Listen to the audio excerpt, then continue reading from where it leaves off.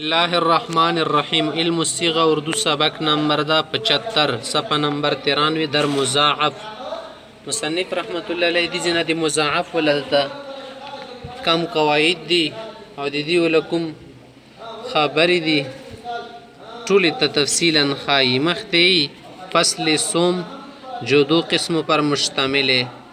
دا دریام فصل په دو قسمونو باندې شامل ده قسم اول در قواعد والصرف مضاعف قیدو او د مضاعف دی گردانو کې دا دیزی کې مضاف له گردانونه ته خی صرف منه گردان قواعد منه قیدی قاعده نمبر 1 د خی الف دو متجانس متقارب حرفوں میں سے پہلا ساکن ہو تو دوسرے میں ادغام کر دیتے ہیں دعا قریب المخرج حروف تی مسترا اول ورکه ساکن ہو نو دا اول ته په دویم کې ادغام ورکه دواړه بسره کې مدغم شي خا دونوں ایک کلمہ میں ہو خا دو کلموں میں ہو سپیوی کلمی کی او کپ دو کی لکا گورے مو سره دیوی کلمی مثال دا مد دا یمد مدن دا دالت دالیو جنس تی سره کی شدن عبدتم دالت تا قریب مخرج ولدی یو مخرج نه دکی نږدې دی سره کی ندینا مو جوړ کړلو عبدتم نه جوړ شلو عبدتم دا پیوی کلمه حکم دا عبد دا بلا ټکه د تم ضمیر د دوی کلمې جوړیږي خدوړه پیوی کلمه حکم کې ځکه دی وشي ول ضمیر دا نه دال مشکړلو تاسو رم بدل کو تا متا کې مدغم کو ونه جوړ شلو عبدتم خا دو کلمه می هو یا په دو کلمو کې د ټکی لکه اذهب بنا اذهب کی باشتا د په اخر کې بنا کی باشتا په شروع کې خدا بیل ټکی دی اذهب بنا موږ د سره بوز دا منای دا دواړه ټکی بدل ول دي دواړه سره کې مدغم کول شي اذهب بنا د سیل شي وعصوا وكانوا يعتدون اغون فرمانی کول او حد نتیریدو عصوا ځانته شو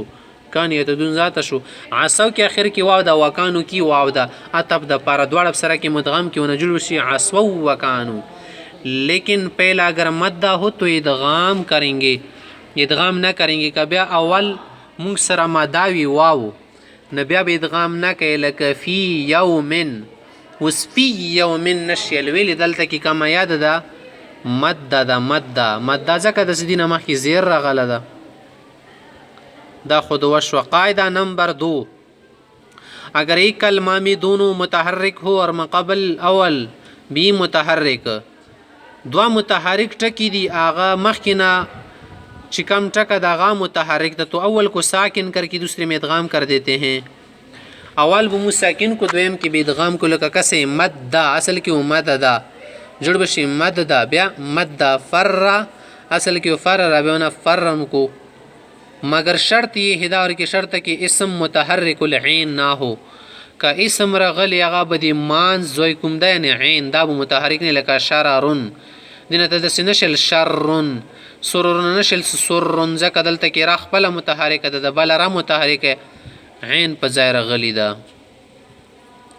قاعده نمبر 3 اگر ما قبل اول ساکن غیر مدہ ہو تو اول کی حرکت ما قبل کو دے کر ادغام کر دیتے ہیں کدی مخکنکم حرف تساکن غیر مدہ یعنی مدہ نہ ہو تو اول کی حرکت ما قبل کو دے کر دی ولا حرکت و مخ کی تویر کی بیا بر کې ادغام وکي لکه ګوره یمدو اصل کې جوړ شو د یمدو دونا یمدو اول دال ولا پیش می میم تور کو یمدو جوړ شو بیا به یمدو شي یا فر اصل کې و یا پرېرو نه جوړ شي یا فررو بیا یا فر به جوړ شي یعد اصل کې و یعدو یا یعضدو دینه مو جوړ کړل یا عدو یعددو یعد عد منه چې چل یمد منه وګدوال یفر منه تختیدل دی صدا به الکی بشرط کې ملحق نہ ہو ملحق بنی لہذا جلب با میں یہ قاعدہ جاری نہ ہوگا په جلب با کې دا قاعده نشي جری کول سدی به ولا حرکت لام طور کې جلب با نه جوړ کې به جلب با نه کیدا خامختی اگر ما قبل اول مد ہو کدی مخکې ناټک کوم دا دی ټکی نه مخکې کوم ټک دا مسر شو مدا وا واو نه مخکې پیش وی دي ته مدل شي یا نه مخکې زیر وی الف نه مخکې زبر دي ته مد دل شي तो बी नकल हरकत अव्वल को साकिन करके दूसरे में इदगाम कर देते सर और के हरकत नकल कवामा अवल په دویم کې شک ادغام وکړه لکه حاجه اصل کې و حاججا حاججا نو جوړ شي حاجه بل د موږ سره